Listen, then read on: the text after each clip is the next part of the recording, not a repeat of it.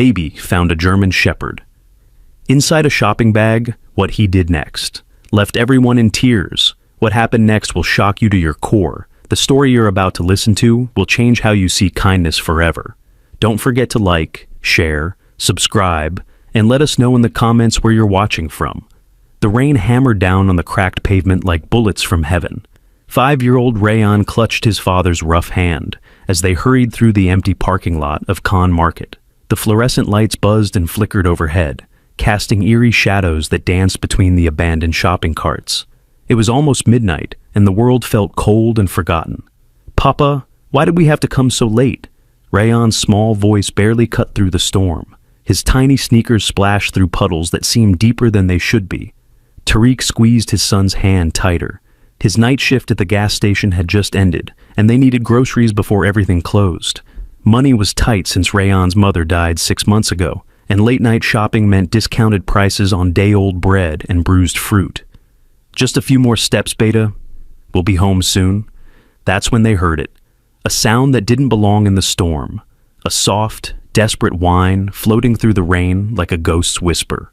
Rayon stopped walking. His small body went rigid, his head tilted toward a cluster of abandoned shopping carts near the store's entrance.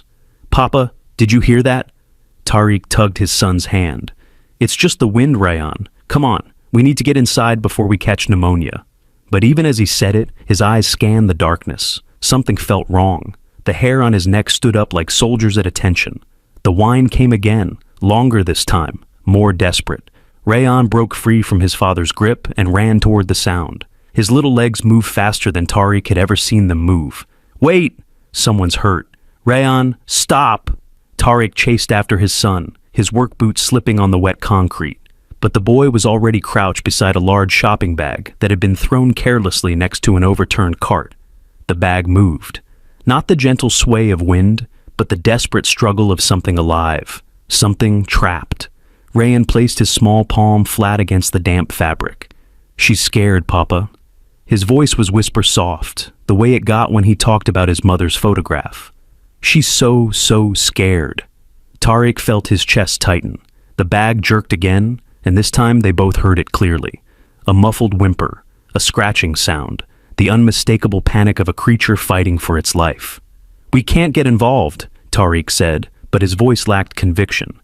"We don't know what's in there. It could be dangerous." Rayon looked up at his father with eyes that held too much wisdom for a 5-year-old. Eyes that had seen his mother waste away in a hospital bed. Eyes that had learned the difference between giving up and holding on. "Papa, if we leave her, she won't have a tomorrow." The words hit Tariq like a physical blow. Those were almost the exact words Rayon's mother had said about every stray cat, every injured bird, every broken thing that crossed their path. The memory made his hands shake. Together, they carefully opened the bag. What they found inside stole the breath from both their lungs. A German Shepherd lay curled in the darkness, her beautiful brown and black coat matted with dirt and something darker. Her muzzle was bound with silver tape that reflected the parking lot lights like broken glass. Her front paws were wrapped tight with packing tape, the kind movers used to seal boxes forever. Her eyes were open but glazed, staring at nothing and everything at once. But it was what lay tucked beneath her neck that made Tariq's world stop spinning. A baby blue receiving blanket with tiny white elephants dancing across the fabric. The exact same pattern Rayon had been wrapped in as a newborn. The same blanket Tariq had donated to charity just 3 months ago, unable to bear looking at it anymore after his wife's funeral. "Papa!" Rayon's voice cracked like thin ice. "Why does she have Mama's blanket?" Tariq couldn't speak. His throat had closed completely. The dog's chest rose and fell in shallow, painful breaths. Her eyes found Rayon's face and something passed between them. Some wordless understanding that adults lose but children hold on to like treasures. "We have to take her home," Rayon whispered, already reaching into the bag with gentle hands. "Mama sent her to us." The rain kept falling. The parking lot stayed empty. And in that moment, Tariq realized that some decisions make themselves. Some moments choose you instead of the other way around. 20 minutes later, they sat in their beat-up Honda Civic in the clinic parking lot. Dr. Sarah Chen had agreed to meet them despite the late hour. her voice groggy but concerned over the phone. The dog lay across Rayon's lap in the back seat, still wrapped in the mysterious blanket that had somehow found its way back to them. Tariq watched his son in the rearview mirror. Rayan had been humming softly for the entire drive. Not any particular song, just a gentle melody that seemed to flow from somewhere deep inside him. The same wordless lullaby his mother used to hum when she thought no one was listening. And incredibly, impossibly, the dog was responding. Her breathing had slowed to match the rhythm of Rayon's humming. Her eyes, though still glassy with pain, had focused on the boy's face. Every few minutes, her tail would twitch just slightly, as if she was trying to wag, but didn't have the strength. "Papa, she's getting warmer," Rayan reported, his small hand resting on the dog's side. "Her heart is beating like Mama's music box. Remember the one that played when you opened it?" Tariq remembered. He remembered everything about that music box, including the day they'd had to sell it to pay for medicine that hadn't worked anyway. Dr. Chen appeared at the car window like an angel in scrubs. Her flashlight beam caught the dog's condition, and Tariq saw her face change. Professional concern shifted to something darker, something that looked like recognition. "Bring her inside quickly," she said, already opening the back door. "And whatever you do, don't post any photos on social media. Not yet." As they carried the bag into the clinic, Tariq caught a glimpse of something that made his blood run cold. Under the dog's dirty collar was a small steel tag, barely visible beneath matted fur. Even in the dim light, he could make out letters stamped into the metal. RS-47-12. Doctor? Chen saw it too. Her face went pale as moonlight. "What is it?" Tariq asked, but she was already guiding them toward the examination room, her movements quick and nervous. "Nothing good," she murmured. "Nothing good at all." Behind them, Rayan continued his gentle humming, unaware that the dog in his arms might have just put all their lives in danger. The rain drummed against the clinic windows like fingers tapping out a warning, and somewhere in the distance, a car engine started up in the darkness. Someone was watching. Someone was waiting. And this was only the beginning. The clinic's fluorescent lights buzzed overhead, like angry wasps as Dr. Chen spread towels across the metal examination table. Her hands moved with practiced efficiency, but Tariq noticed the slight tremor in her fingers as she cut away the tape binding the dog's muzzle. Each strip came away slowly, revealing raw, irritated skin underneath. "Easy, girl," she whispered, her voice barely audible above the hum of medical equipment. "You're safe now." But even as she said the words, Tariq could see the doubt in her eyes. The steel tag glinted under the harsh lights, and Dr. Chen kept glancing at it like it might explode. Rayan stood on a step stool beside the table, his small hand never leaving the dog's head. The humming continued, soft and rhythmic, like a prayer set to music. "What's her name, Doctor? Chen?" "I don't know yet, sweetie." She peeled away the last piece of tape from the dog's paws, revealing deep indentations where the circulation had been cut off. "But we'll figure it out." The dog's eyes followed every movement, alert despite her obvious pain. When Dr. Chen approached with a syringe, those intelligent brown eyes shifted to Rayan's face, as if asking permission. "It's okay," Rayan whispered, stroking the soft fur between her ears. "She's going to help you feel better." What happened next made Dr. Chen stop in her tracks. The dog lifted her head just enough to press her nose against Rayan's palm, then lay back down with what looked like complete trust. In 15 years of veterinary medicine, Dr. Chen had never seen an abused animal respond to a stranger with such immediate acceptance. "That's impossible," she murmured, injecting pain medication into the dog's shoulder. "Animals that have been restrained like this usually show severe trust issues. They don't just..." She trailed off as the dog's tail gave a weak but definite wag. Just once, but unmistakable. Tariq felt his chest tighten with an emotion he couldn't name. She knows him somehow. "Dogs don't work that way," Dr. Chen replied, but her voice lacked conviction. She was already examining the steel tag more closely, her frown deepening with each passing second. "This marking system, I've seen it before." "Where?" Dr. Chen hesitated, then pulled out her phone. Her fingers flew across the screen, pulling up what looked like a database. RS stands for Royal Sable Kennels. It's a high-end breeding facility about 40 miles outside the city. They specialize in German shepherds for wealthy collectors. Tarek felt ice forming in his stomach. So, she's valuable? Very. A dog from Royal Sable can sell for $15,000 or more. Dr. Chen's voice dropped to a whisper. But here's the thing that's bothering me. The number 47-12 should correspond to their registry system. Every dog gets logged, tracked, monitored from birth to sale. She showed them her phone screen. The database entry for 47-12 made Tariq's blood freeze. Status: deceased. Euthanized. November 15th, 2023, due to aggressive temperament. That was a week ago, Doctor, Chen said quietly. According to this, she's already dead. Rayon looked up from stroking the dog's fur, confusion written across his young face. But she's right here. She's breathing and everything. Yes, she is. Dr. Chen set her phone aside and continued her examination. Which means someone falsified these records. Someone wanted the world to think this dog was gone forever. As if responding to the conversation, the dog lifted her head and looked directly at Dr. Chen. For a moment, the room fell completely silent, except for the steady beep of monitoring equipment. Then the dog did something that made everyone freeze. She barked, once, sharp and clear. It wasn't a bark of fear or aggression. It was the bark of a dog trying to communicate something urgent, something important. What is it, girl? Rayon leaned closer, his face inches from hers. What are you trying to tell us? The dog's eyes darted toward the window, then back to Rayon, then to the window again.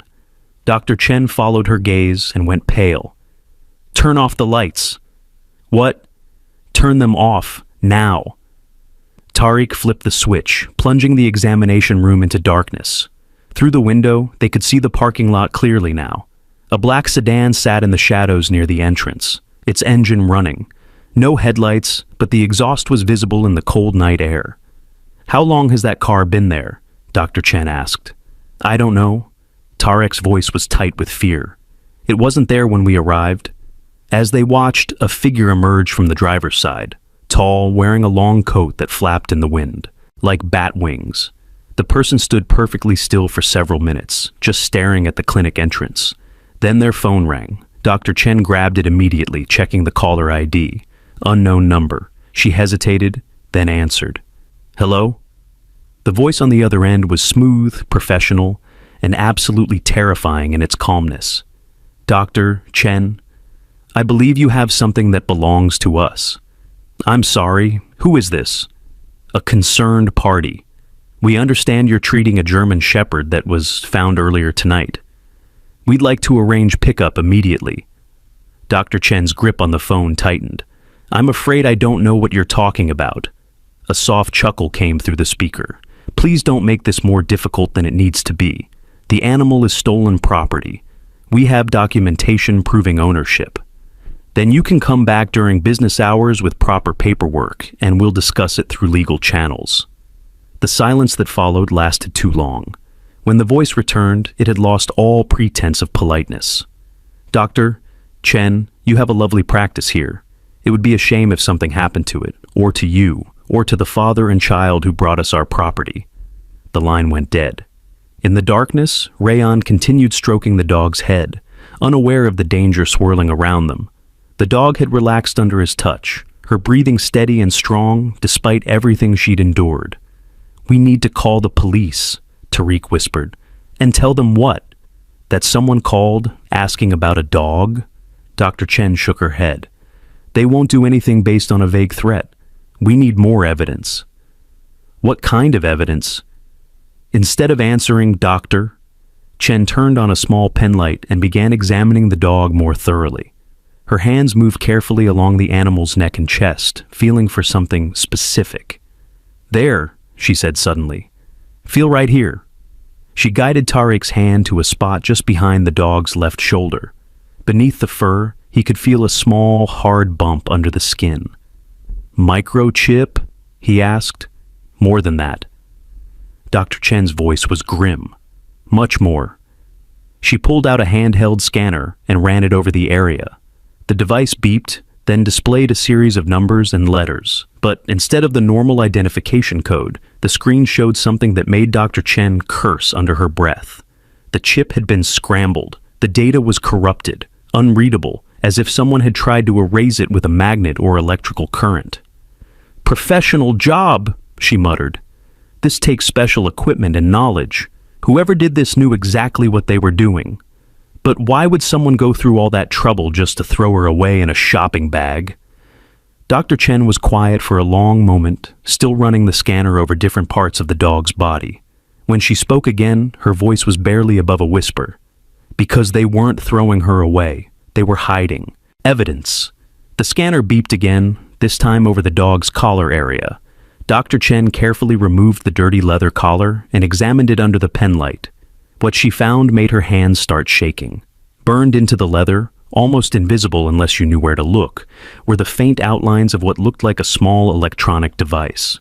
The burn pattern suggested something had been attached there, then removed with significant heat. "Shock collar," Dr. Chen said. "High-end, probably GPS-enabled, the kind that can deliver commands or punishment from miles away." Tariq felt sick. "You mean someone could control her remotely?" "Not anymore. Someone removed the device, but they did it in a hurry. Probably burned it off to destroy evidence." She looked up at them, her face grave in the penlight's glow. This dog didn't just escape from Royal Sable Kennels. She was deliberately freed by someone who knew exactly what was happening to her. Outside, the black sedan's engine revved once, a warning. The dog's ears perked up at the sound, and she struggled to sit up despite her injuries. Her gaze fixed on the window with laser intensity, and a low growl rumbled in her chest. "She knows that car," Rayan said suddenly. "Look at her face." The dog's expression had changed completely. Gone was the grateful, gentle animal that had been responding to Rayan's touch. In its place was something fierce and protective. Her lips pulled back slightly, revealing strong white teeth, and her body tensed like a coiled spring. "Easy, girl," Dr. Chen soothed. "You're safe in here." But even as she said it, they all heard the sound that made their blood freeze. Car doors slamming, multiple doors, more than one person. Footsteps on gravel, coming closer. Dr. Chen grabbed her phone and quickly dialed a number. "Jake, it's Sarah. I need you to get over here right now. Bring your badge and your gun." A pause. "Yes, I'm serious. And Jake, come around the back entrance." She hung up and looked at Tariq. "Jake Morrison. He's a detective with the city police, old friend from college. How long until he gets here?" 10 minutes, maybe 15. Outside, the footsteps had stopped directly in front of the clinic's main entrance. A flashlight beam swept across the windows, probing, searching. Then came the sound of someone testing the door handle. The dog was fully alert now, every muscle in her body taut with tension. But instead of cowering in fear, she was positioning herself between Rayan and the window. Despite her injuries, despite everything she'd been through, her first instinct was to protect the little boy who had shown her kindness. "That's it," Rayan whispered, still stroking her head. "You're brave, aren't you?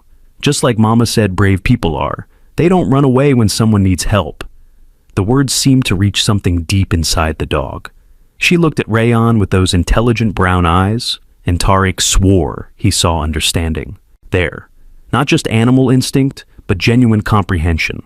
A soft rattling sound came from the direction of the back entrance. Someone was trying that door too. "They're not just going to wait for us to come out," Dr. Chen whispered. "They're planning to come in." "What do we do?" Before she could answer, Rayan spoke up in his clear, innocent voice. "We hide her." "What?" "Like hide and seek. Mama used to hide me in the closet when the landlord came looking for rent money. She said sometimes hiding isn't being scared, it's being smart." Dr. Chen and Tariq looked at each other, out of the mouths of babes. "The recovery room," Dr. Chen said suddenly. "It has a lock and there's a phone in there. If something happens, you can barricade yourselves in and call for help." They quickly but carefully moved the dog to a smaller room at the back of the clinic. She allowed them to help her walk, though each step clearly caused pain. Rayan stayed beside her the entire time, one small hand resting on her back. As they settled into the recovery room, the dog did something unexpected. She nosed around the blue blanket until she found a specific corner, then gently took it in her mouth and placed it directly next to Ryan. "She wants you to have it back," Dr. Chen observed. "No," Ryan said softly. "She wants to share it, like Mama used to share her pillow when I had bad dreams." The sound of breaking glass echoed from the front of the clinic. They were inside. "What do you think this mysterious dog is hiding? And who do you think freed her from that shock collar? Drop your theories in the comments below." The sound of footsteps echoed through the clinic like gunshots in a cathedral. Heavy boots on linoleum, moving with purpose and confidence. These weren't the uncertain steps of lost customers or emergency visitors. These were the measured strides of people who knew exactly where they were going and what they planned to do when they got there. In the recovery room, Dr. Chen pressed her back against the door and engaged the lock with trembling fingers. The metallic click seemed impossibly loud in the darkness. Tariq crouched beside Ryan and the dog, his protective instincts screaming at him to find a weapon, to fight, to do something other than hide like a cornered animal.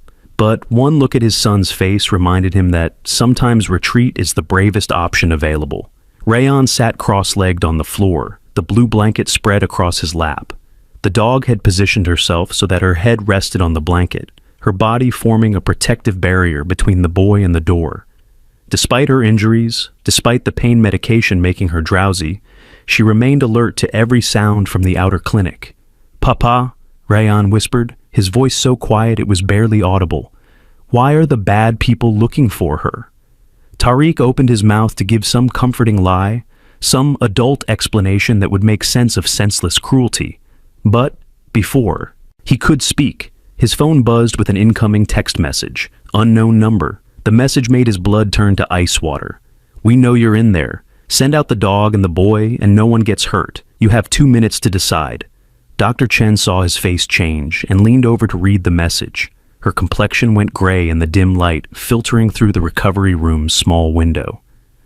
"They mentioned Ryan specifically," she breathed. "How do they know about him?" The implications hit Tariq like a physical blow. These people hadn't just followed them to the clinic. They'd been watching, planning, gathering information. They knew about his son. They knew enough to use that knowledge as leverage. Another text arrived. "The boy is very cute. 5 years old, correct? Attends Little Stars daycare on Maple Street. It would be unfortunate if something happened to his routine." Tariq's hands began shaking so violently he nearly dropped the phone. They knew where Ryan went to school. They'd done their homework, prepared for exactly this scenario. "We have to give her up," he whispered, hating himself for the words even as they left his mouth. "I can't risk Ryan's safety for a dog we just met." But before Dr. Chen could respond, something extraordinary happened. The dog lifted her head from the blanket and looked directly at Tariq. Those intelligent brown eyes seemed to hold a conversation he could almost understand. Then she did something that made everyone in the room freeze. She stood up. Moving carefully but with obvious determination, she walked to the recovery room door and sat down directly in front of it. Her back was straight, her head held high, and her position was unmistakable. She was guarding the exit, not to keep people out, but to keep Ryan safe inside. "She knows," Dr. Chen whispered in amazement. "She understands what's happening." Ryan crawled over to the dog and wrapped his small arms around her neck. "You don't have to protect me," he told her seriously. "Papa and Dr. Chen will keep us safe." The dog turned her head to nuzzle Ryan's cheek, then resumed her vigilant position. The message was clear. She had appointed herself as Ryan's guardian, and nothing would move her from that post. From the outer clinic came the sound of cabinets being opened, equipment being moved around. The intruders were searching systematically, and it was only a matter of time before they reached the recovery room. Tariq's phone buzzed again. "Time's up. We're coming to collect what belongs to us." That's when Dr. Chen made a decision that changed everything. She pulled out her own phone and opened the camera app. "If we're going down, we're taking them with us," she said grimly. "Start recording everything. Every face, every word, every action. If something happens to us, at least there will be evidence." Tariq started to object, but she held up a hand. "Jake Morrison isn't just a detective, Tariq. He's also my ex-husband. He may be 10 minutes away officially, but he's been parked 3 blocks from here for the last hour." "What?" "I called him the moment you walked in with that dog. Something about the whole situation felt wrong from the beginning." She pulled up a text conversation on her phone. I've been sending him updates this entire time. He's been waiting for my signal to move in. She typed quickly. Now, back entrance. Multiple intruders, armed and dangerous. The response came immediately. 30 seconds. Keep your heads down. But 30 seconds felt like 30 years when footsteps were approaching the recovery room door. A shadow blocked the light coming from under the door. Someone was standing right outside, so close they could probably hear breathing. The door handle rattled. Locked. A voice came through the wood, smooth and professional and absolutely terrifying in its politeness. "Doctor, Chen, we know you're in there. Please open the door so we can discuss this like civilized adults." Dr. Chen positioned herself next to the doorframe and spoke in a voice that somehow managed to sound calm despite the circumstances. "I'm sorry, but visiting hours are over. You'll need to come back tomorrow during normal business hours." A soft chuckle came from the other side. "Dr. Chen, we both know this isn't a social call. We've come for our property. The German Shepherd and the microchip data she's carrying. I don't know what you're talking about. Please don't insult our intelligence. The animal has been implanted with a very expensive piece of technology. Technology that doesn't belong to her, and certainly doesn't belong to you." Tariq felt his confusion deepen. Microchip data? The scanner had shown corrupted information, nothing readable. What were these people really after? "The chip was scrambled," Dr. Chen called through the door. "Whatever information you think she's carrying, it's been destroyed." Another pause. When the voice returned, it carried a note of amusement that made everyone's skin crawl. "Dr. Chen, you're a veterinarian, not a computer specialist. That chip contains military-grade encryption that can't be destroyed by conventional means. It requires specific access codes to decrypt, but the data is absolutely intact." The pieces of the puzzle began falling into place in Tariq's mind. This wasn't about a stolen dog. This was about information. Corporate secrets, government contracts, something valuable enough to kill for. "What kind of information?" Dr. Chen asked, playing for time. "Let's just say that certain breeding programs have applications beyond producing pets for wealthy collectors. Some bloodlines have very specific talents." Through the small window, Tariq caught a glimpse of movement in the parking lot. Dark figures moving with military precision surrounding the building. But these weren't more criminals. These were police officers, taking positions for an assault. Jake Morrison had arrived. The voice outside the door continued, oblivious to the trap closing around them. "The dog you're hiding was part of a classified program before she was retired to Royal Sable. Her genetic markers, training records, and behavioral data are worth approximately $50 million to the right buyers." $50 million. The number hung in the air like a death sentence. "She's not just a dog," Dr. Chen breathed, finally understanding. "She's a prototype."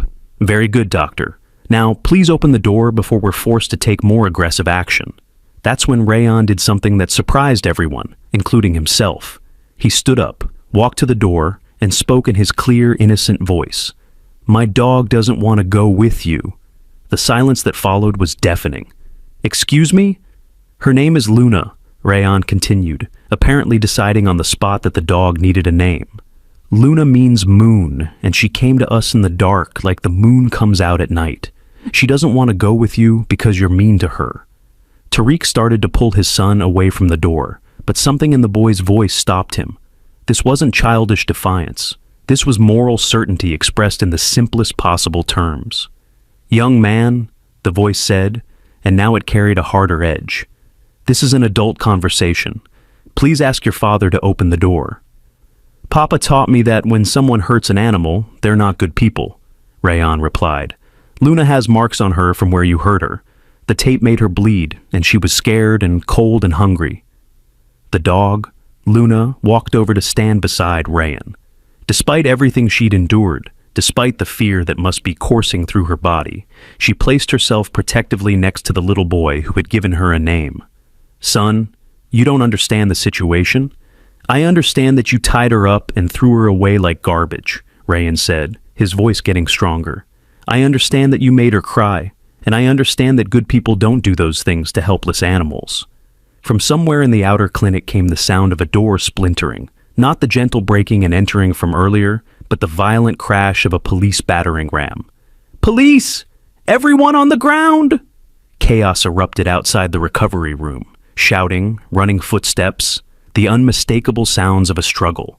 Someone screamed, something heavy crashed to the floor. The voice outside their door had lost all pretense of politeness. "Open this door right now, or the boy pays for your mistakes." That's when Luna did something that defied every expectation and changed the course of everything that followed. She barked, not the gentle communication bark from earlier, but a sound that seemed to come from somewhere primal and dangerous. It was the bark of a highly trained protection animal, a warning that carried the weight of serious intent behind it. But more than that, her bark was answered.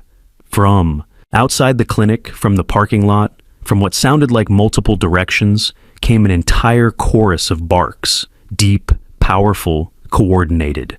The sound of multiple German shepherds responding to a pack leader's call. "What the hell?" the voice outside the door muttered. Through the window, Tariq could see them. Police K9 units, at least 6 German shepherds and their handlers, surrounding the building in a coordinated operation. Jake Morrison hadn't just called for backup, he'd called for specialists.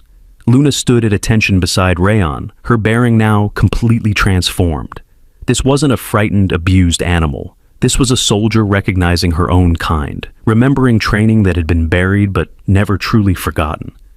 "Luna," Rayon whispered in amazement, "you were a police dog, weren't you?" As if in answer, Luna performed a perfect military sit, her attention focused on the door with laser precision. Whatever they had done to her at Royal Sable, whatever torture and conditioning she had endured, they hadn't been able to erase the core of who she really was. The sounds of struggle outside the recovery room were dying down. Authoritative voices were taking control, coordinating a systematic sweep of the building. Someone was reading Miranda rights in a loud, clear voice. Dr. Chen's phone chimed with a text from Jake. "Subject's in custody. You're safe to come out, but keep the dog close. We're going to need her testimony." "Testimony?" Dr. Chen looked confused. Another text. "That's not just any dog, Sarah.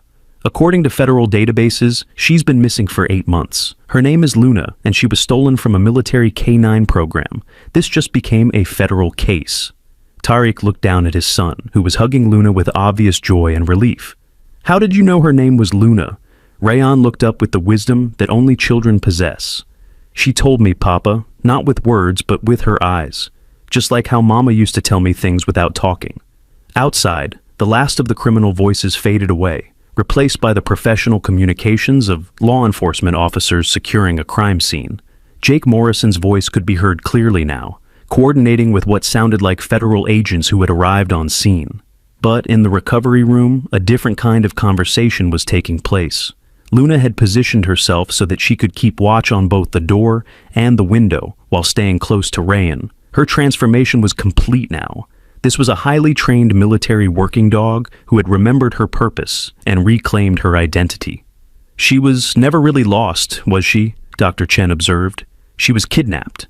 Tariq nodded, pieces of the story finally coming together. Royal Sable wasn't breeding dogs. They were holding her, probably trying to reverse engineer her training, her genetics, her behavioral conditioning. For $50 million, they could afford to be patient, Dr. Chen agreed, until someone on the inside decided to set her free. A gentle knock came at the door, followed by Jake Morrison's voice. "Sarah, it's safe to come out now. We have a lot to discuss." But before they opened the door, Rayon did one more thing that would be remembered by everyone who witnessed it.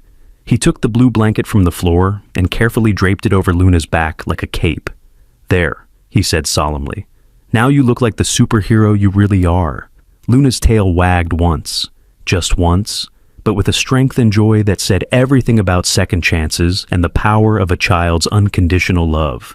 As they prepared to open the door and face whatever came next, Tariq realized that they weren't just returning a stolen military asset to its rightful owners. They were completing a rescue that had begun 8 months ago, when someone brave enough to risk everything had given Luna her first taste of freedom. The question was, who had helped her escape? And why were they willing to die to keep her free? Who do you think was Luna's inside helper at Royal Sable? And what do you think will happen when the military comes to take her back? The recovery room door opened to reveal a scene that looked like something from a military operation.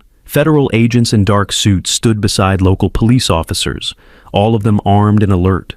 Jake Morrison, a tall man with graying temples and kind eyes, stepped forward first, his hands visible and non-threatening.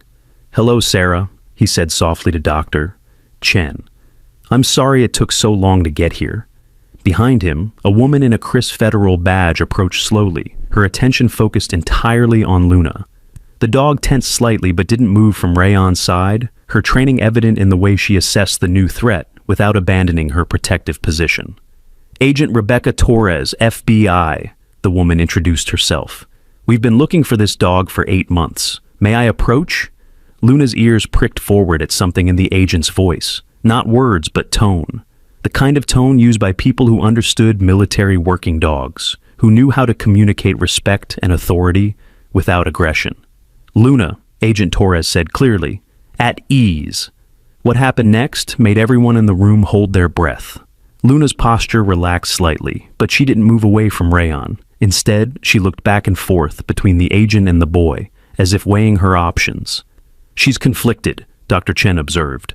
"Her training says to respond to federal authority, but her heart is with Rayon." Agent Torres crouched down to Luna's level, keeping her distance but offering an open palm. "Luna, do you remember me? Agent Torres. I was there the day you graduated from advanced protection training." Luna's tail gave the smallest possible wag, recognition but cautious.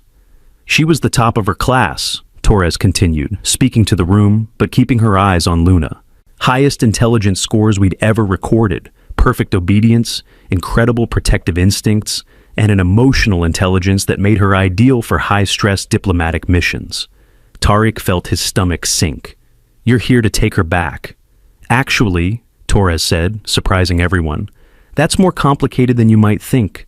Luna wasn't just stolen from a military base, she was sold by someone with inside access to classified programs." She pulled out a tablet and showed them a series of documents. 8 months ago, Luna was assigned to protect the family of a defense contractor working on sensitive military projects. During a routine security check, she discovered something she wasn't supposed to find. The tablet displayed what looked like financial records, shipping manifests, and communication logs. The contractor was selling military secrets to foreign buyers. Luna's training includes detection work. She's capable of identifying everything from explosives to electronic surveillance devices. She found evidence of the contractor's activities hidden in his home office. Dr. Chen leaned forward, fascinated despite the circumstances. "So she wasn't just a guard dog, she was an investigator. The best we've ever trained. But when her handler tried to report what Luna had discovered, they found out the corruption went deeper than anyone realized. The contractor had contacts inside the military command structure." Torres scrolled through more documents on her tablet. Someone warned the contractor that Luna had compromised his operation. Rather than face exposure, he arranged for her to disappear. Permanently. Rayon's grip tightened on Luna's fur. They were going to kill her? Worse, they were going to make her disappear so thoroughly that no one would ever look for her. Royal Sable Kennels was the perfect cover. A legitimate business with enough reputation to explain why a military-grade German shepherd might end up in their facility. Torres showed them photos of Royal Sable's facilities. From the outside, it looked like a premium boarding and breeding operation. Spacious runs, professional grooming areas, happy dogs playing in fenced yards. "But this is what we found in the basement levels," Torres continued, swiping to a new set of images. The pictures that followed made Dr. Chen gasp and Tariq instinctively moved closer to his son. Underground kennels that looked more like prison cells, electronic monitoring equipment, medical tables equipped with restraints, and in one corner, a pile of shock collars and control devices. They weren't just holding Luna, they were trying to break her down, reprogram her, turn her from a protection animal into something they could control and sell to the highest bidder. Luna's body language had changed during Torres's explanation. She was no longer the relaxed, grateful animal they had rescued from the shopping bag. This was a trained operative processing intelligence, information, and calculating responses.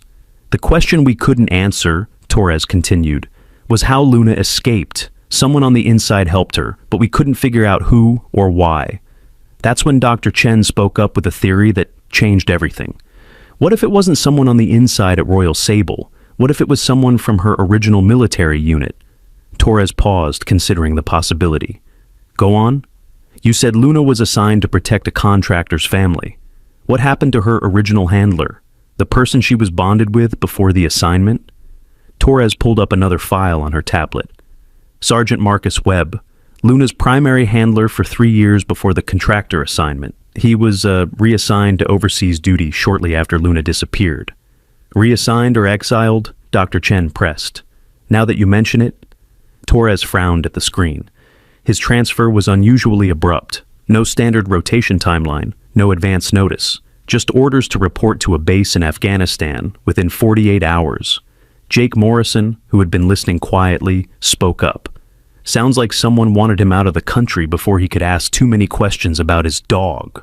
Torres was typing rapidly on her tablet, pulling up service records and deployment information. Webb has been requesting updates on Luna's status for months. Every inquiry has been stonewalled through official channels. Because the people stonewalling him were the same ones who arranged for her to disappear, Tariq realized. Which means, Dr. Chen added, Webb probably found a way to get Luna out of Royal Sable without going through official channels. Torres showed them a new document. Look at this. 3 days before Luna was found in that shopping bag, Sergeant Webb was granted emergency leave to attend a family funeral. The funeral was in a city about 60 miles from Royal Sable Kennels.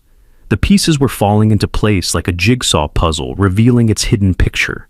He came back, Rayon said suddenly, his young voice cutting through the adult conversation with perfect clarity. Luna's soldier friend came back to save her. Torres stared at the boy, then back at her tablet.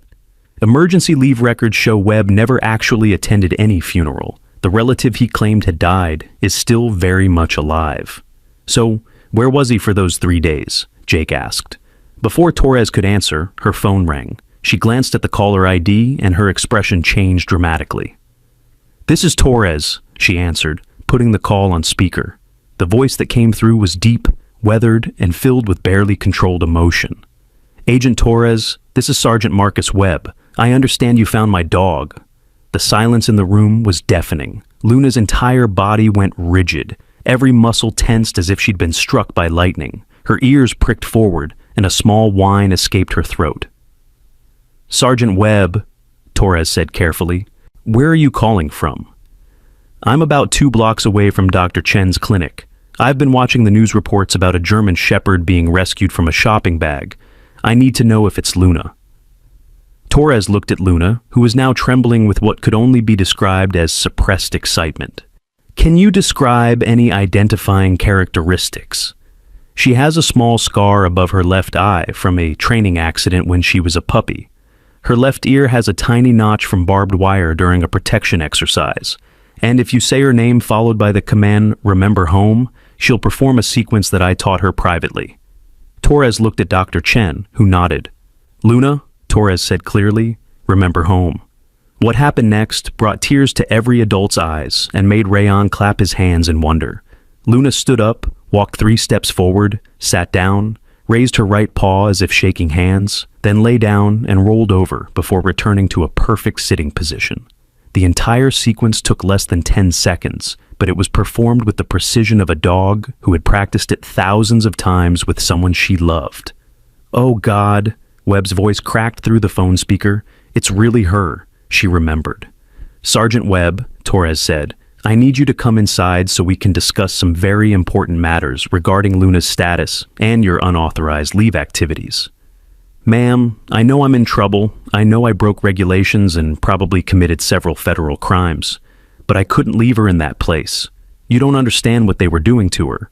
Torres glanced around the room, then made a decision that surprised everyone, including herself. Sergeant Webb, before you come inside, I need you to know that Luna has formed an attachment to a little boy named Rayon, a very strong attachment. Are you prepared to deal with that complexity? A long pause. Is the boy safe? Has Luna been protecting him? Very much so. Another pause, longer this time. Then Luna is doing exactly what she was trained to do. Protecting innocent people is her primary directive. If she's chosen to protect this boy, then she's following her highest programming. Rayon looked up at the adults around him with confusion. What does that mean? Dr. Chen knelt down to his level. It means Luna's soldier friend is coming to see her, but he knows that you and Luna are special friends now, and he doesn't want to take her away from you. But she belongs with her soldier friend, Rayan said seriously. That's her pack, like how I belong with Papa. The wisdom of the statement hit everyone like a physical blow. This 5-year-old boy understood something that most adults would struggle with. Love sometimes means letting go. Torres spoke into the phone again. Sergeant Webb, come to the back entrance. We have a lot to discuss, and I think Luna would very much like to see you. Agent Torres, thank you for taking care of her, and thank you for letting me see her again. As they waited for Webb to arrive, Torres explained more of Luna's story to help everyone understand the complexity of the situation. Luna wasn't just any military working dog. She was part of an experimental program designed to create animals capable of independent decision-making in complex situations. Most military dogs follow specific commands and protocols. Luna was trained to assess situations and make judgment calls. She showed them training videos on her tablet, Luna performing complex search and rescue operations, identifying threats in crowded environments, even distinguishing between hostile and friendly individuals based on behavioral cues. The program was incredibly successful, but it also made Luna extremely valuable to people with less noble intentions. A dog capable of independent thought and decision-making could be reprogrammed for corporate espionage, assassination, or worse. So Royal Sable wasn't just trying to erase her identity, Dr. Chen realized. They were trying to reprogram her entirely. Exactly. Turn her from a protector into a weapon for hire. That's when they heard footsteps approaching the back entrance. Not the aggressive stomping of the earlier intruders, but the measured pace of someone trying to stay calm, despite overwhelming emotion.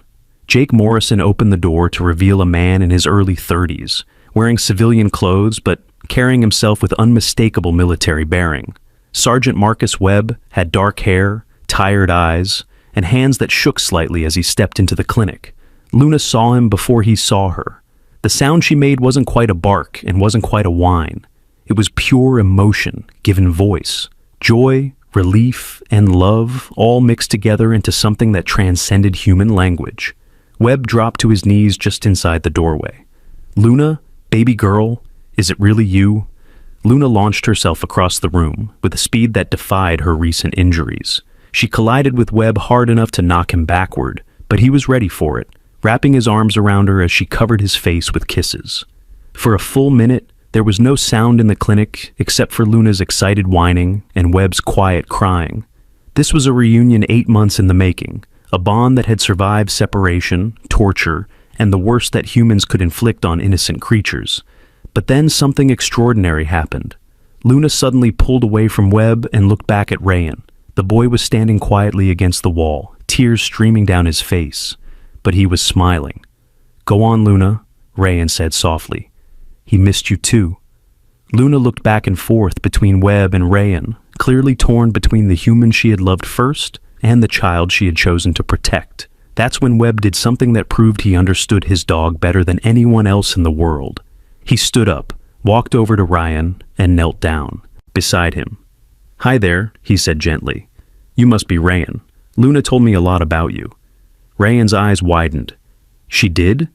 Well, not in words, but I can see it in how she looks at you. She loves you very much. Thank you for taking care of her when I couldn't." And then Webb did something that no one saw coming. He took off his military dog tag chain and placed it around Rayan's neck. "Luna needs to come with me for a little while," he said. "There are bad people who might try to hurt her again, and I need to keep her safe. But this is a promise that she'll never forget you, and that someday when it's safe, she'll come back to visit." Rayan touched the dog tags with wonder. "Really? Really? And until then, you'll be her honorary pack member. That means your family." Luna seemed to understand what was happening. She walked over to the blue blanket, picked it up in her mouth, and brought it to Rayan. Then she sat down and performed her Remember Home sequence one more time. But this time, she was teaching it to Rayan. "What do you think will happen when Luna has to leave with Sergeant Webb? And do you believe they'll really come back to visit Rayan someday?" 3 days later, the plan Agent Torres had outlined seemed foolproof on paper. In reality, sitting in Tariq's small apartment with Luna, wearing a GPS tracker and federal agents positioned throughout the neighborhood. It felt like volunteering to be bait in a trap designed by people who killed for a living. The apartment had been transformed into a surveillance hub, disguised as a normal home. Tiny cameras hidden in picture frames, audio equipment concealed in household items, and communication devices that looked like everyday electronics. Sergeant Webb sat at the kitchen table, ostensibly reading a newspaper, but actually monitoring radio chatter from the federal team outside. Luna lay on the living room floor with Rayon, both of them playing with toy blocks, as if this were any normal afternoon. But Tariq could see the tension in Luna's posture, the way her ears constantly swiveled towards sounds that human ears couldn't detect. This was a highly trained military asset pretending to be a family pet, and the act was convincing only to those who didn't know what to look for. "Remember," Agent Torres spoke quietly into her hidden microphone, "when I send the moon emoji, Rayon takes Luna into the bathroom and turns on the water. The sound will mask their presence and give us acoustic cover for the arrest." Rayon nodded seriously, his small hand resting on Luna's back. Over the past 3 days, the boy had absorbed the plan with the remarkable adaptability that children possess. He understood that this was a game where the bad people couldn't be allowed to win, and that his job was to help keep Luna safe. "What if they have guns?" Rayon asked, his voice matter-of-fact rather than frightened. "That's what the police are for," Webb answered, though his grip on the newspaper had tightened noticeably. "Your job is just to get Luna to safety and let the adults handle everything else." But even as he said it, Tariq could see the conflict in Webb's eyes. Using a 5-year-old child as part of a federal sting operation went against every protective instinct the soldier possessed.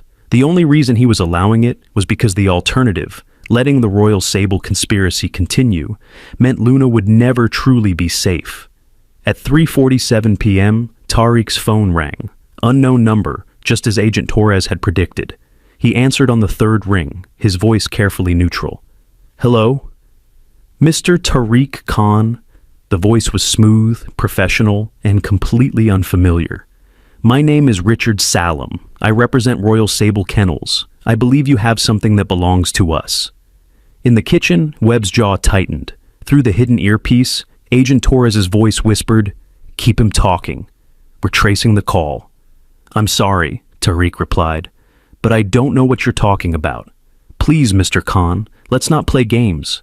You found a German Shepherd 3 nights ago and took her to Dr. Chen's clinic. That animal is registered property of Royal Sable Kennels, and we've come to collect her. I'm afraid you have me confused with someone else." A soft chuckle came through the phone. "Mr. Khan, I'm looking at your apartment building right now. Unit 3B, correct? I can see your son playing in the living room window." Tariq's blood turned to ice. He glanced toward the window where Rayon was indeed visible, building a tower of blocks with Luna beside him. But more terrifying was the implication that these people had been watching, planning, positioning themselves for this exact conversation. "If you harm my son, no one wants to harm anyone, Mr. Khan. We simply want to reclaim our property and compensate you for your trouble. Shall we say $5,000 for your time and discretion?" $5,000, more money than Tariq made in 3 months at the gas station. The offer was carefully calculated to appeal to a single father struggling to make ends meet. "What makes you think I have your dog?" "Security cameras, Mr. Khan. The parking lot at Khan Market has excellent surveillance coverage. We have clear footage of you and your son removing our property from the premises." In his earpiece, Agent Torres's voice was urgent. "The call is coming from a cell tower 2 blocks away. We have teams moving to intercept, but keep him on the line." "If this dog is so valuable," Tariq said, "why was she thrown away in a shopping bag?" Another pause. When the voice returned, it carried a slightly harder edge. "That's a question above your pay grade, Mr. Khan. All you need to know is that we're prepared to pay you $5,000 for her return. No questions asked." Rayon looked up from his blocks, sensing the tension in the room despite not being able to hear the conversation. Luna's head was raised, her attention focused on Tariq with laser intensity. Somehow she knew that the voice on the phone represented danger. "And if I refuse?" "Mr. Khan, you seem like a reasonable man, a good father. I'm sure you want what's best for your son. $5,000 would go a long way towards securing his future, wouldn't it?" The threat was subtle, but unmistakable. They weren't just offering money. They were implying consequences for refusal. I need time to think about it. Of course, but not too much time. We're very eager to reclaim our property. Shall we say 1 hour? The line went dead. In the sudden silence, Webb stood up from the kitchen table. They're not coming in through official channels. This is a kidnapping operation disguised as a business transaction. Agent Torres's voice crackled through the earpiece. All units, be advised that suspects are operating within a 2-block radius. Maintain positions, but be ready to move on my signal. Rayon had stopped playing with his blocks. He was looking back and forth between the adults, his 5-year-old mind processing the tension in a way that was both innocent and remarkably perceptive. Papa? Are the bad people coming to take Luna away? Before Tari could answer, Luna stood up and walked to the front window. She didn't go close enough to be visible from outside, but she positioned herself where she could observe the street while staying concealed behind the curtain. Her body language had shifted completely. This was no longer a pet seeking comfort, but a trained operative assessing threats. Luna sees something, Webb observed, moving to a position where he could see what had caught her attention. A black sedan had pulled up across the street, not the same one from the clinic, but similar. Dark windows, engine running, positioned for a quick getaway. 2 figures sat in the front seats, both wearing baseball caps pulled low over their faces. Contact, Webb spoke into his hidden microphone. Black sedan, license plate Charlie 79 Delta Mike 2. 2 occupants positioned for surveillance or rapid deployment. Agent Torres responded immediately. We see them. Do not engage. Repeat, do not engage. Let them make the first move. But Luna had different ideas. A low growl rumbled in her chest. Not the friendly communication sounds she'd been making with Rayon, but the dangerous warning of a protection animal identifying a threat. Her training was taking over, overriding the gentle pet persona she'd adopted for the family's safety. Easy, girl, Webb whispered, moving closer to her. I know you want to protect them, but we need to wait. That's when Rayon did something that surprised everyone. He walked over to Luna and sat down beside her at the window. Not in front of her where he might be visible from outside, but next to her where they could both observe the threat together. What do you see, Luna? He asked quietly. Luna's ears twitched toward his voice, but her attention remained focused on the car across the street. Then she did something remarkable. She began what looked like a silent communication with Rayon, using body language and micro-expressions that the boy seemed to understand instinctively. There are 2 men in the car, Rayon reported to the adults. Luna says they're not police officers because they don't smell right. And there's another car around the corner that we can't see, but Luna can hear its engine. Webb stared at the boy in amazement. How can you possibly know that? Luna tells me things, not with words, but with her eyes and her ears and the way she moves, like how Mama used to tell me about people without talking. Agent Torres's voice came through the earpiece with new urgency. Kid's right. We just spotted a second vehicle positioned on the adjacent street. How did he know? The answer was becoming clear to everyone in the room. Luna wasn't just communicating with Rayon, she was training him, teaching him to read situations the way a military working dog would, sharing her enhanced senses and tactical awareness with someone she trusted completely. She's turning him into her partner, Dr. Chen had observed during one of their planning sessions. It's not unusual for working dogs to form these kinds of bonds with children. The child becomes an extension of the dog's protective capabilities. Tariq's phone rang again. Same unknown number, but this time the voice on the other end was different, harder, less patient. Mr. Khan, our patience is wearing thin. We know you're inside with the dog. We know federal agents are positioned around your building. And we know that in about 30 seconds, this situation is going to become very complicated for everyone involved. The line went dead, but this time it felt like a countdown timer starting. They're moving, Webb said, watching the black sedan. Both front doors opening, 2 subjects exiting the vehicle. Through the earpiece, Agent Torres coordinated the federal response. All units, suspects are in motion. Prepare for intercept, but wait for my signal. We need them to commit to criminal action before we can move. But Luna had already made her decision. She left her position at the window and walked directly to Rayon. Without any prompting or command, she performed a sequence of movements that looked like a dance but was actually a tactical communication. 3 steps forward, 1 step back, then a specific head tilt toward the bathroom. She's telling us to go to the bathroom, Rayon translated. Now! But Torres hasn't sent the signal yet, Webb protested. Luna says we don't have time to wait for the signal. As if to prove the dog's point, the sound of footsteps could be heard in the apartment building's hallway. Not the casual footsteps of residents coming home from work, but the measured pace of people moving with purpose and stealth. "They're in the building," Webb whispered into his wall microphone. Luna called it before our surveillance did. Agent Torres' response was immediate. Moon emoji sent. Execute the bathroom protocol now. Rayon was already moving, his small hand tangled in Luna's fur as they headed toward the bathroom. But as they reached the doorway, Luna stopped and looked back at Tariq and Webb with an expression that was impossible to misinterpret. She was saying goodbye. Not the temporary goodbye of someone leaving for work, but the goodbye of a soldier heading into battle with no guarantee of return. "Luna," Webb called softly. "Remember your training, protect the asset. That's your primary mission." Luna's tail wagged once, acknowledgement and acceptance of orders. Then she and Rayon disappeared into the bathroom, and the sound of running water filled the apartment. What happened in the next 60 seconds would determine whether Luna's sacrifice to protect a little boy had been worth the 8 months of torture she'd endured. Outside in the hallway, the footsteps had stopped directly in front of Tariq's door. Inside the apartment, Webb checked his concealed weapon and positioned himself where he could cover both the front door and the bathroom entrance.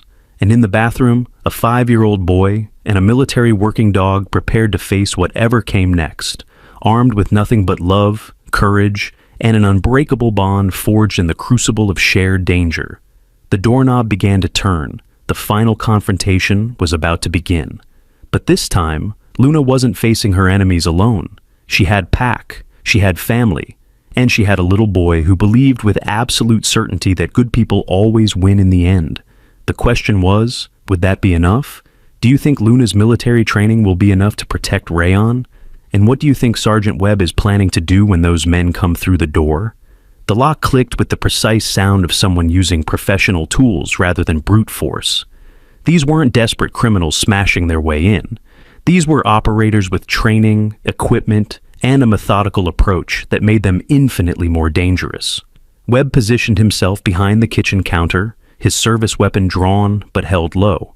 Through his earpiece, Agent Torres's voice provided a running commentary of the tactical situation developing outside the building. Federal teams are in position, but cannot engage until suspects commit to criminal action inside the residence. Webb, you are authorized to defend yourself and the civilians, but do not initiate contact unless directly threatened. The front door opened slowly, revealing a slice of hallway light that was immediately blocked by a figure in dark clothing. The first intruder stepped inside with the careful movements of someone who expected resistance. Professional, military-trained, dangerous. Behind him came a second figure, equally cautious, equally prepared. They spread out immediately upon entry, each taking a position that covered different angles of the apartment. Their coordination spoke of extensive training and experience working together. But they had made one critical miscalculation. They were hunting for a stolen dog and a frightened family. What they found instead was Sergeant Marcus Webb, a decorated military veteran who had spent 3 tours in Afghanistan protecting people from threats exactly like them. "Gentlemen," Webb said calmly, stepping into view with his weapon raised. "You're trespassing in a private residence. I suggest you leave immediately." The first intruder, a tall man with graying temples and cold eyes, smiled with the confidence of someone who held all the cards. "Sergeant Webb, I presume. We're not here for you. We're here for our property. The dog isn't your property. She's a stolen federal asset, and you're in violation of approximately 17 federal laws by being here. Federal laws are remarkably flexible when the right pressure is applied to the right people," the man replied. "We have documentation proving legal ownership of the animal, and we have authorization to reclaim her by any means necessary." Webb's grip on his weapon tightened. "Authorization from whom?" "People significantly above your pay grade, Sergeant." That's when the situation took a turn that nobody had anticipated. From the bathroom came a sound that made everyone in the apartment freeze. Not the running water they'd been hearing, but something else entirely, something that shouldn't have been possible. Singing. Rayon's clear, innocent voice carrying a melody that Webb recognized instantly. It was the lullaby Luna had responded to in the clinic, but now it was being sung with perfect pitch and timing, as if the boy had been practicing it for months instead of days. The effect on Luna was immediate and dramatic. Through the bathroom door came a sound that Webb had only heard once before, during Luna's final training exercise at the military base. It was her pack assembly bark, a specific vocalization designed to coordinate with human partners during high-stress operations. "What the hell?" the second intruder muttered, clearly unsettled by the unusual sounds. But Webb understood exactly what was happening. Luna wasn't just hiding in the bathroom with Rayan. She was training him, teaching him to be her tactical partner, and now they were communicating in a way that only Luna's original handlers would recognize. The first intruder raised a small electronic device that looked like a garage door opener. "This will end her resistance," he said confidently, pressing a button. Nothing happened. He pressed it again, harder, his confidence beginning to crack. "Looking for this?" Dr. Chen's voice came from the apartment's back entrance, where she stood holding what looked like a small electronic collar. "The shock device you had implanted in Luna? I removed it 3 days ago. Your remote control is now completely useless." But more importantly, Dr. Chen wasn't alone. Behind her came Agent Torres and a full FBI tactical team, weapons drawn and positioned for maximum advantage. "Federal agents! Everyone on the ground now!" The apartment erupted into controlled chaos. The two intruders spun toward the new threat, their careful planning dissolving in the face of overwhelming federal firepower. But instead of surrendering, they made a decision that escalated everything to a level nobody had anticipated. The first intruder pulled out a military-grade weapon and fired a shot toward the bathroom door. The bullet splintered the wood frame, missing Rayan and Luna by inches. That's when Luna made a choice that changed everything. The bathroom door exploded outward as Luna launched herself through it with the force of a guided missile. But she wasn't attacking blindly. This was a precision strike by a highly trained military asset who had identified the primary threat and calculated the optimal response. She hit the first intruder center mass, driving him backward into the wall with enough force to crack the plaster. His weapon went flying, clattering across the floor and coming to rest under the kitchen table. But Luna didn't stop there. As the second intruder raised his own weapon toward the fallen Luna, she executed a maneuver that Webb had only seen her perform once during advanced training. She twisted in midair, using her momentum to launch herself at the second threat before he could acquire a target. The second intruder's shot went wide, punching a hole in the ceiling as Luna's impact drove him to the ground. In the span of less than 5 seconds, Luna had neutralized 2 armed attackers with the precision and efficiency of a special operations soldier. But the cost was immediately apparent. Luna lay on the floor beside the second intruder, blood spreading from her left shoulder where the wild shot had found its mark. She was conscious, alert, and still positioned defensively between the threats and the bathroom where Rayan was hidden, but she was badly wounded. "Luna!" Rayan's voice cut through the tactical communications and federal commands like a knife through cloth. The boy burst from the bathroom, heedless of the danger, and threw himself down beside his wounded protector. "Don't move her," Dr. Chen commanded, already opening her medical kit. The bullet may have hit major blood vessels. Moving her could make the bleeding worse. But Luna had other ideas. Despite her wound, despite the pain that must have been excruciating, she lifted her head and nuzzled Rayan's face. Her tail wagged weakly, once, twice, and her eyes focused on his with perfect clarity. She was saying goodbye. "No," Rayan whispered, his small hands gentle on Luna's uninjured side. "You have to stay. You promised you'd teach me to be brave like you." Luna's eyes shifted to Webb, who was kneeling beside them now, his own eyes bright with unshed tears. The look that passed between the soldier and his dog contained 3 years of shared dangers, mutual trust, and love that transcended the boundaries between species. "She's asking permission," Webb realized. "Permission to let go." "No." Rayan's voice cracked with the force of his denial. "Luna, you have to fight. Remember what you taught me about being brave? Brave people don't give up." And then the boy did something that defied all logic, all medical knowledge, and all reasonable expectations. He began to sing, not the lullaby this time, but something new, something that seemed to flow from somewhere deep inside him, words that he couldn't possibly have known, but somehow did. "Luna, Luna, heart so true, I will always stay with you. When the darkness comes at night, you will be my guiding light." As Rayon sang, something impossible began to happen. Luna's breathing, which had been shallow and rapid, began to slow and deepen. Her eyes, which had been growing dim, regained their focus and intelligence. Dr. Chen, who had been preparing to perform emergency surgery with limited supplies, stopped and stared in amazement. "Her vital signs are stabilizing. I don't understand how, but she's responding." Webb understood. "She's not giving up because he's not giving up. They're bonded at a level that goes beyond normal human-animal relationships. She'll keep fighting as long as he believes she can." Agent Torres, coordinating the arrest of the two intruders, paused in her communications to watch the scene unfolding on the apartment floor. In 15 years of law enforcement, I've never seen anything like this. But the moment of wonder was interrupted by a complication nobody had anticipated. Richard Salem, the smooth-voiced man who had been calling Tariq, appeared in the doorway. Not as a prisoner being led away in handcuffs, but as someone with federal credentials and the authority to override local operations. "Agent Torres," he said calmly, producing an official-looking badge and documentation. "I'm Deputy Director Salam, Internal Affairs Division. This operation is now under federal jurisdiction, and I'm ordering the immediate transfer of the military asset to a secure facility." Torres examined his credentials, her expression growing increasingly confused. "Sir, this doesn't make sense. We have evidence that Royal Sable Kennels was operating illegally. These men just committed armed assault in the presence of federal agents." "Agent Torres, there are aspects of this situation that are classified above your clearance level. The animal in question is part of a classified military program, and her continued presence in civilian hands represents a national security risk." Webb stood up slowly, his hand moving instinctively toward his service weapon. "With all due respect, sir, that dog has been through enough. She's wounded, she's traumatized, and she's formed a protective bond with a civilian child. Moving her now could kill her. Sergeant Webb, you are in direct violation of military orders by interfering with this operation. Stand down immediately or face court-martial proceedings." But before Webb could respond, Luna did something that changed the entire dynamic of the confrontation. She stood up.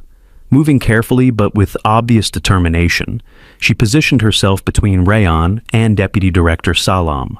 Blood still seeped from her shoulder wound, and each movement clearly caused her pain, but her message was unmistakable. She was choosing her side. "Interesting," Salam observed.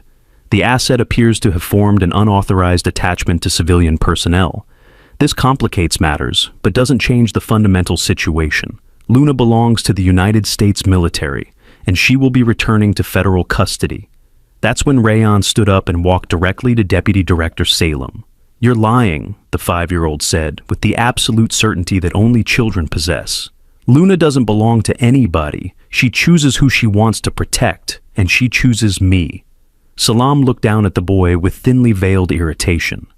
"Young man, this is an adult conversation about matters you couldn't possibly understand.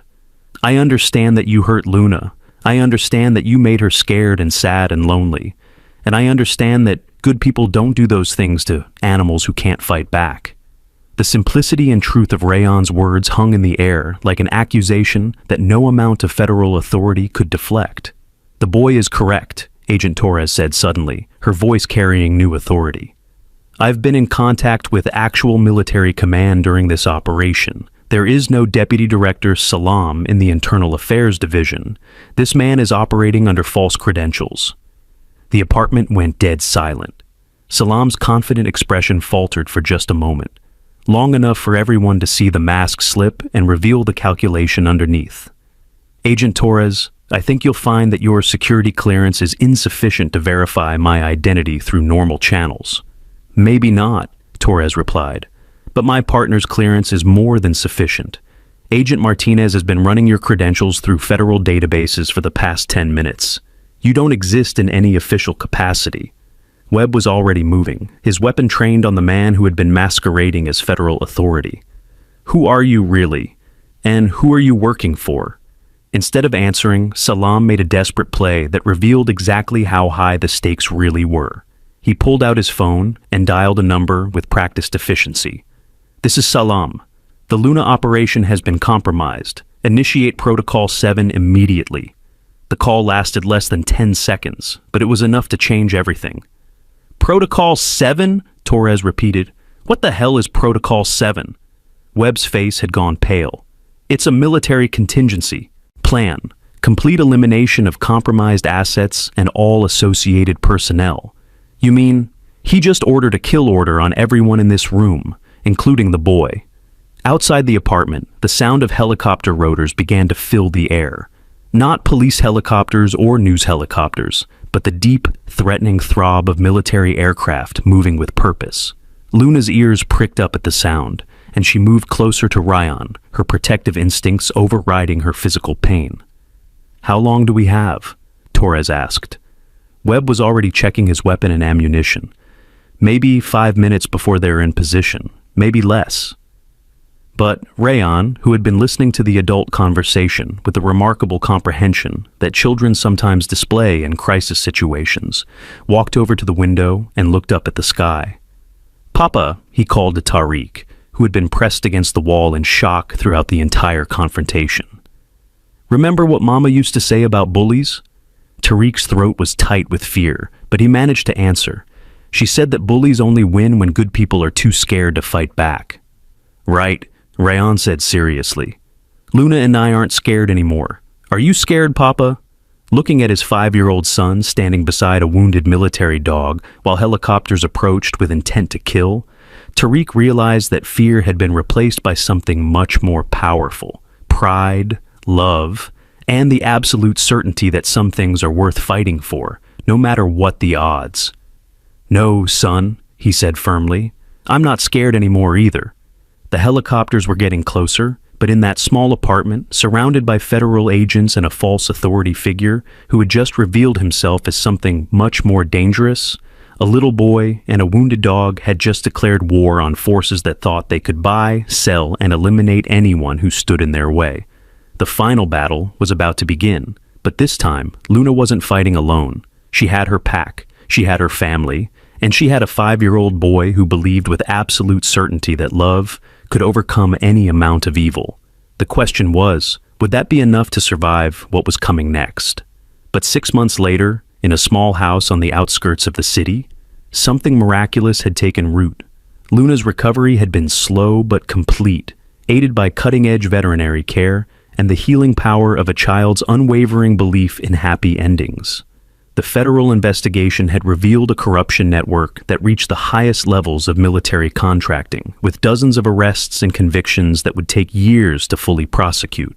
Sergeant Webb had been reassigned to a position that allowed him to work with Luna again, but this time their mission was different. Instead of overseas combat operations, they were part of a new program that trained military working dogs to transition into civilian therapy roles. And every morning, Luna would walk to the end of the driveway and wait for the school bus that brought Rayan home for lunch. The boy would run to her with the same joy as that first night in the parking lot, and Luna would perform her "Remember Home" sequence while Rayan giggled and tried to teach it to his new school friends. The blue blanket with tiny elephants hung framed on the wall above Luna's bed, not as a memory of loss, but as a symbol of how love can create family in the most unexpected places. But the most remarkable change was in Rayan himself. The boy who had once been shy and withdrawn had grown into someone who spoke up for animals that couldn't speak for themselves. He volunteered at the local shelter, helped raise funds for veterinary care for families who couldn't afford it, and had started what he called Luna's Club, a group of children who learned to read animal behavior and body language the way Luna had taught him. She gave me eyes to see things differently, Rayan would tell visitors who came to learn about their story. She taught me that being brave isn't about not being scared. It's about deciding that someone else's safety is more important than your fear. And Luna, lying contentedly at his feet while he spoke, would wag her tail with the satisfaction of a teacher whose student had learned the most important lesson of all. Sometimes the best rescues are the ones where everyone saves everyone else. Who would you choose to save if you found them in a shopping bag? Share this story if you believe every animal deserves a second chance. Like this video, if Luna and Rayan's bond touched your heart. Subscribe for more incredible rescue stories. And let us know in the comments what your pet has taught you about courage.